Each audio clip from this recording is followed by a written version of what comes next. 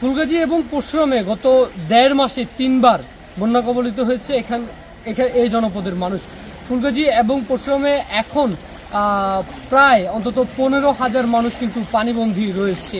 গত ১.৫ মাসে এখানকার মানুষ ৩ বার ভারতীয় উজানের পানি এবং মুহুরী কহুয়া নদীর যে বাঁধ সেটি ভেঙে লোকালয়ে পানি প্রবেশ করেছে। এছাড়াও রেকর্ড পরিমাণে কিন্তু পানি বাড়ছে। আমরা পানি উন্নয়ন বোর্ড থেকে আমাদেরকে যেটি জানানো হয়েছে যে বিপদসীমার প্রায় ৫৬ মিটার উপর দিয়ে কিন্তু পানি প্রবাহিত হচ্ছে। এছাড়াও ফুলগাজী উপজেলার আমজাদহাট ইউনিয়ন এবং মুন্সিরহাট ইউনিয়ন সহ অন্তত ২ ইউনিয়নেই প্রায় ৩০টি গ্রাম প্লাবিত রয়েছে এই ২ অঞ্চলে। এবং পরশুরাম উপজেলার সহ বিভিন্ন পরশুরামের এখন যে ফেনী পরশুরামের যে আঞ্চলিক সড়ক, এই আঞ্চলিক সড়ক কিন্তু একেবারেই পুরোপুরি বন্ধ রয়েছে। বছরের পর বছর, যুগের পর যুগ এখানকার মানুষের এই ভোগান্তির কোনোভাবেই আসলে বন্ধ করা যায়নি।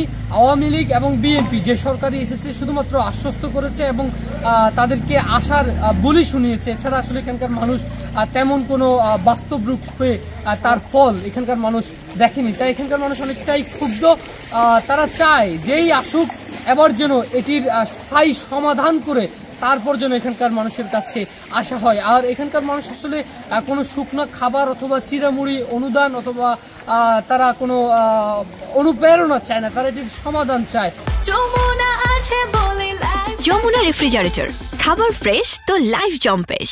কারণ এখানকার যে কৃষি খাত রয়েছে ব্যাপকভাবে কিন্তু কৃষি ক্ষতিগ্রস্ত রয়েছে। এর পাশাপাশি মৎস্য চাষী রয়েছে ফুলগাজী এবং পরশুরাম উপজেলা, ২ উপজেলার মানুষই কিন্তু মৎস্য চাষীরা রয়েছে, তারাও কিন্তু ব্যাপকভাবে ক্ষয়ক্ষতির শিকার হয়েছে। অন্যদিকে গত ১.৫ মাসে প্রায় ৩ বার এই অঞ্চলের মানুষ বন্যা কবলিত মানুষ বন্যা তারা আক্রান্ত হয়েছে।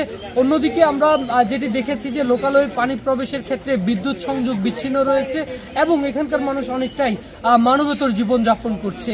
পানি কিন্তু বাড়ছে না, প্রতিনিয়তই কিন্তু পানি কমছে না, বরং প্রতিনিয়ত কিন্তু পানি বাড়ছে এবং সেটি কিন্তু বিপদসীমার যে লোকালয়ে অলরেডি প্রবেশ করে গেছে এবং সেটির যে সংখ্যাটা আরও বেশি পরিমাণে বাড়ছে এবং ফুলগাজী বাজার হয়ে সেটি কিন্তু আস্তে আস্তে করে চতুর্পাশে ইতিমধ্যে ছড়িয়ে গেছে এবং সেটি আরও ব্যাপকভাবে ছড়াচ্ছে। তবে এই পানি কমার কোনো সম্ভাবনা এখন পর্যন্ত দেখা যায়নি, কারণ বৃষ্টি কিন্তু এখনো পর্যন্ত থেমে থেমে চলছে।